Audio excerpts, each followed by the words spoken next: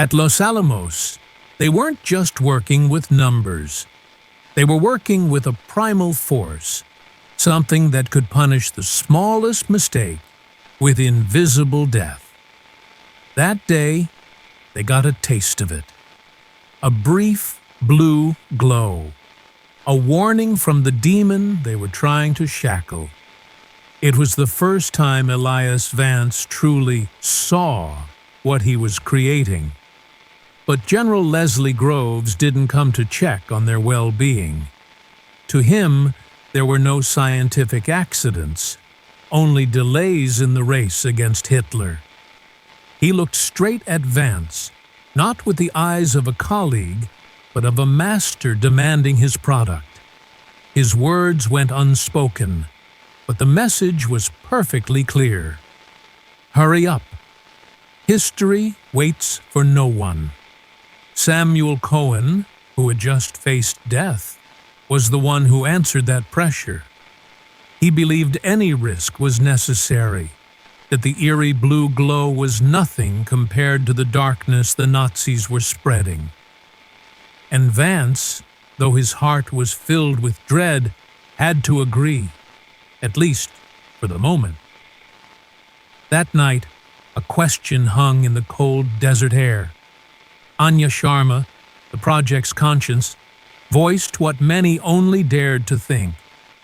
Were they trying to put out a fire by creating a flood? Was the price too high? For others, it might have been a debate of ethics.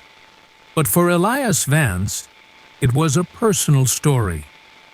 He looked out into the darkness, but in his mind, he was seeing a distant, painful past in Poland. He told Anya about his family, about the helplessness of a theoretical scientist against brute violence. The bomb was no longer a physics project. It was a vow forged in pain. It was the only tool he believed could make monsters like Hitler tremble. It wasn't a choice, but a duty etched by loss. That was his reason for being in this desolate place. And Anya, hearing this, understood that the burden this man carried was heavier than the laws of physics they were trying to bend. And then it was over. The war in Europe was done. The enemy they had raced against was defeated. For one brief, glorious moment, they were no longer architects of destruction. They were simply people celebrating a victory, celebrating a world that had been saved. Elias Vance believed his vow was fulfilled, his burden lifted. But the war machine has its own inertia. General Groves didn't bring congratulations. He brought a new order, a new target: Japan. In the dead silence of the cafeteria, Elias Vance felt the moral foundation of the entire project crumble beneath his feet. His reason for being had vanished. His vow had become meaningless. The weapon created to save the free world from a demon was now being repurposed into a sword of conquest. And he, its creator, was still being forced to sharpen that sword. The question had now changed. It was no longer how, but why? And even more terrifyingly, should I? Elias Vance's first act was not one of rebellion, but of reason. He believed that the minds who created the bomb could also dictate its humane use. Together with Anya and a few other brave souls, he drafted a petition. Its contents were not of protest, but of proposition. A third path. They proposed a demonstration of power on an uninhabited island, before international observers. A warning, not a massacre. A chance for the enemy to surrender before facing the wrath of the atom. It was an attempt to keep science from becoming a crime. But they had forgotten a cruel truth. The war machine has no ears for reason. To General Groves, the petition was not a moral solution, but a dangerous hesitation. It was not rejected. Worse, it was ignored.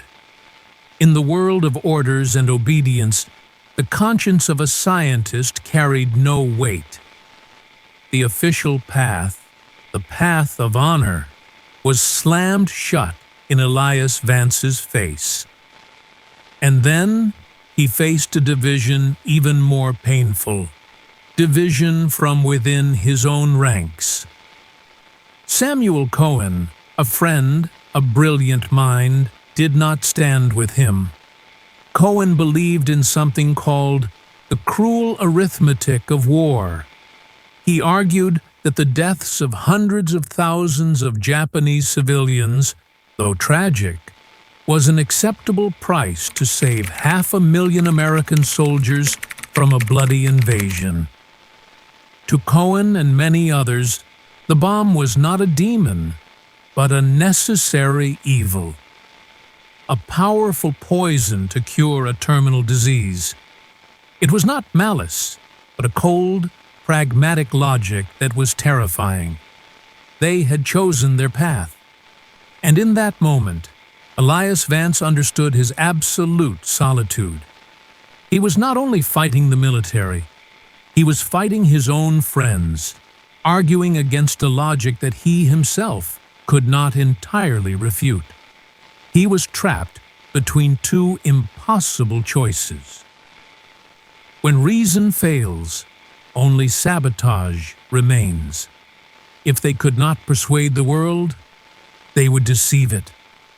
The plan was born of desperation, a plan both genius and insane. They would not destroy the bomb. They would make it fail on its own.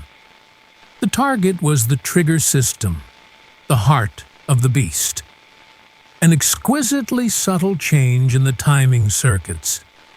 An error so small it would be undetectable, but enough to shatter the perfect synchronicity. The primary charge would detonate, but it would fail to compress the plutonium core to supercriticality. It would only be a fizzle, a spectacular scientific failure, and the demon would never be born. It was an act of treason to save humanity. They had crossed the line. From scientists, they became conspirators. And from the moment Anya nodded, there was no turning back. A deadly game of cat and mouse had officially begun. But General Groves was no fool. He may not have understood nuclear physics, but he understood suspicion. The hunt was conducted in silence, and the trap was sprung with cruel efficiency. They did not arrest Anya for treason. General Groves didn't need proof. He just needed a hostage. Anya was not a prisoner. She was a pawn in Groves's psychological game. In the suffocating silence of that office, an ultimatum was delivered without a single word being spoken. Elias Vance understood. The choice was no longer between conscience and duty. It had been twisted into something far more terrible. The success of the bomb in exchange for the freedom of the woman he cared for, or its failure, and she would pay the price for both of their treasons. General Groves had placed Vance's conscience on a scale, and on the other side was Anya's life. Human history is sometimes decided not on vast battlefields, but in the silence of a concrete bunker, by the choice of a single man. The clock was counting down not just to a test, but to the fate of Elias Vance's soul. Before him lay two paths, both leading to hell. On one side, betraying his nation, an act that could save humanity from the age of nuclear fear. but would condemn the woman he cared for. On the other side, loyalty to his orders, an act that would save her, but would open the door to a destruction he understood better than anyone. The world outside held its breath. General Groves awaited his weapon. Samuel Cohen awaited the scientific truth to be revealed. As for Elias Vance, he awaited nothing. He was only confronting himself, his old vow, and the price for it. In that final moment, as his finger touched the control panel, he made his choice. And then, the demon was born. In a dawn of fire, humanity entered the atomic age. The test was successful beyond all calculations. They had done it. Elias Vance had chosen the woman over the world. He had kept his silent promise to General Groves. He saved Anya from the gallows by handing the military the key to the apocalypse. The world had its ultimate weapon, and Elias Vance had lost what was left of his soul.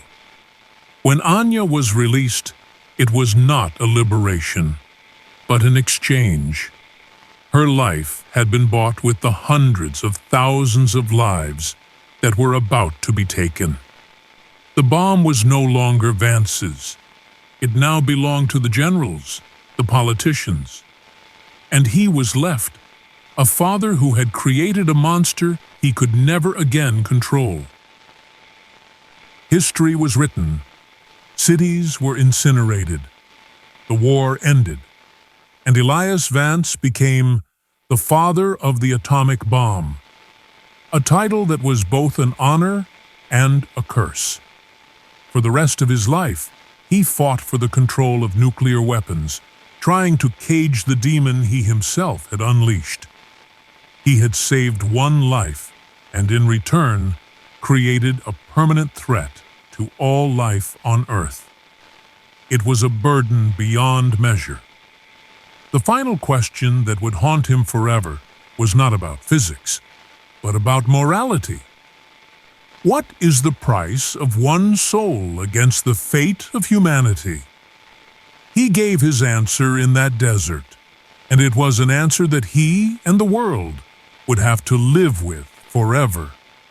Sometimes, the greatest victory is not in creating something, but in daring not to.